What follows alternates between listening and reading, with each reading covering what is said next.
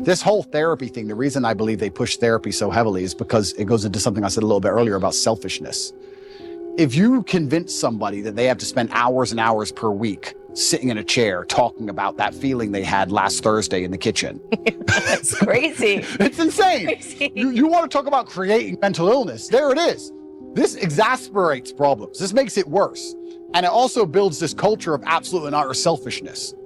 Excuse me, they're trying to put you in jail for the rest of your life effectively because they're going to enslave you and they're going to control all the money and they're going to make you get injections you don't need. Yeah, but you know, I'm sad. I got therapy. I'll talk about it later. Yeah. That's all they want. They just want you to be so obsessed with how you feel in your own mind that you can't even look outside of yourself and care about anything. It's part of the propaganda machine. It's part of the mechanism to turn us all into docile farm animals. I said this to somebody the other day. They were talking about how they feel and I said, who cares how you feel? And he goes, well, what do you mean? Well, I don't care. You're telling me I know you and I don't care. So all the people who don't know you don't care. The woman you want doesn't care. You can't go up to a chick in a bar and say, you know what? Usually I'm really charming. Today I'm a bit sad. Can you give me a pass? Can you let me off? She'll be like, go away, weirdo. The chick you want doesn't care. The job you're supposed to perform at doesn't care. If the man who wants to mug you decides to pull a machete, he doesn't care. You can't say, bro, I'm not in the mood for a fight today. Tomorrow, please. Nobody cares. So why do you care? All the people out here in the world don't care, but you're going to sit there and you're going to care. You're going to be the only person in the world who cares. You're going to walk around telling everybody, trying to find somebody who gives a good luck. Because what's going to happen is you're going to walk around feeling sorry for yourself, trying to find somebody who cares. You might find somebody who pretends to care long enough for you to get a little bit of dopamine. But all in all, you're wasting time in a hyper-competitive world where people like me who perform regardless of how they feel are just going to perpetually bury you. And then you're going to sit there and wake up and go, why am I a loser? Well, because when Andrew was sad, he continued to perform. When Andrew was in jail, his business didn't fall apart. He was doing push-ups every day. His body didn't fall apart. Nothing about his life degraded when he was in a jail cell surrounded by cockroaches. You're in a plushy bed at home, crying about what? And you expect the male world's hyper-competitive. So you're not allowed almost as a man to put that much importance on how you feel. You don't have time to care about it because you have too much to do. This is what I find so remarkable. If I feel sad, I don't think, how do I stop myself? I need to not feel sad. I just go to work. I got stuff to do. I'm a man. I have things to do every single day. This whole therapy garbage, I can't think of a way faster to ruin your mindset and destroy your ability to resist the perils of life than go into therapy. I really do believe, I think there is this mass drive to instill the idea of absolute selfishness in people. I think they're trying to, when I really analyze the ideal citizen they want, the ideal citizen is yes, docile, and yes, he's eunuch, but he's also ultimately selfish. Because then you don't care about community. And I think therapy is a fantastic way to make you selfish. Men come to me or young boys come to me and talk about something bad that happened to them. I said, good. Absolutely and utterly good. You should be glad that thing happened to you because that's the reason you're going to be the man who can resist the perils of life in the future. If you don't give a man struggle, look what he becomes.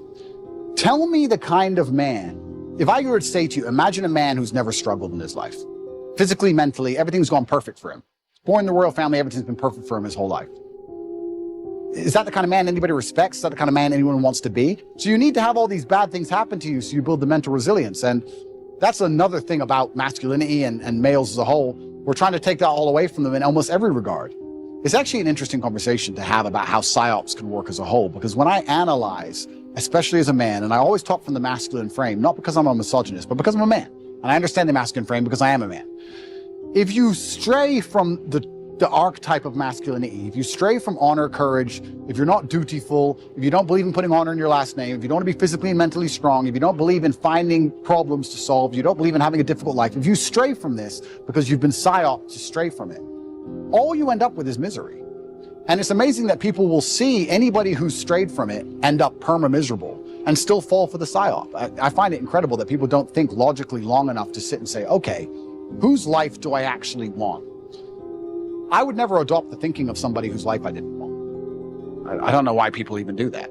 I could sit and have a conversation with Prince Harry for 10 hours straight, and he could be as compendious and convincing and concise, and he could be extremely perfectly articulate with his points. And at the end of it, I'd say, yeah, but I don't want to be you. So I don't want to think like you. So get fucked. But I wouldn't want to listen to it. So I don't know why people don't even just wake up and go, okay, whose life do I want to live? What kind of person do I want to be? Who do I want to be like? That's the kind of thinking I need to adopt and install in my mind, because we're all being programmed by someone to a degree. And I don't think you can escape programming. You can just choose the programming that you are going to install inside of your mind. I'm not going to sit and say I'm not programmed. My father programmed me. My fight coach programmed me. The friends I have around me program me. My brother programs me. My social circle programs me. We're all programmed to a degree. Another thing people don't understand is that a lot of these attacks and a lot of things they're trying to do with the culture, especially, they're trying to inject such innate selfishness inside of people that they don't really care about anything that happens outside of themselves. Because then it's very difficult to give a shit about your community. It's very difficult to have any kind of genuine care about your town or your country or an issue. No, they just want you to be self-absorbed, semi-depressed, because depressed people don't fight that hard, watching porn, living inside of your own mind, convinced that somehow you're oppressed for some reason, on the internet typing tweets. That's what they want you to do. And they're going to try and keep you there. And genuine masculinity, yeah, to a degree it's protective, and to a degree also it has parameters. You can't be a man who doesn't say no. You can't be a man who doesn't have standards for himself and for people around him. I've said this many times before, but I'm going to say it again. I don't think many people understand exactly how competitive the masculine world is. Men are constantly in competition with each other. We always have been. We used to go to war and fight and kill each other. I guess in some places we still do. Maybe that's calmed down a little bit. But in the masculine world of today, everybody is constantly competing for everything. The car that you want, other people want. The woman you want, other people want. The house you want, other people want. You're competing to have all of it. And how do you do that? You do that through status and money and influence and power. It's war. When I say do your best, people sit and go, oh yeah, okay. No, when's the last time you actually did your best? Like, I don't train to run marathons, but I know if I gave my best, I could run a marathon right now, first try. If I gave my best, life depending on it. When's the last time people have genuinely given their best to anything? There are people going through the world and going through life today that don't give their best or 100% effort to anything, ever. Ever. They can't even remember the last time they tried. The best thing you can possibly do as a man is prepare for the endless difficulty that's going to come your way.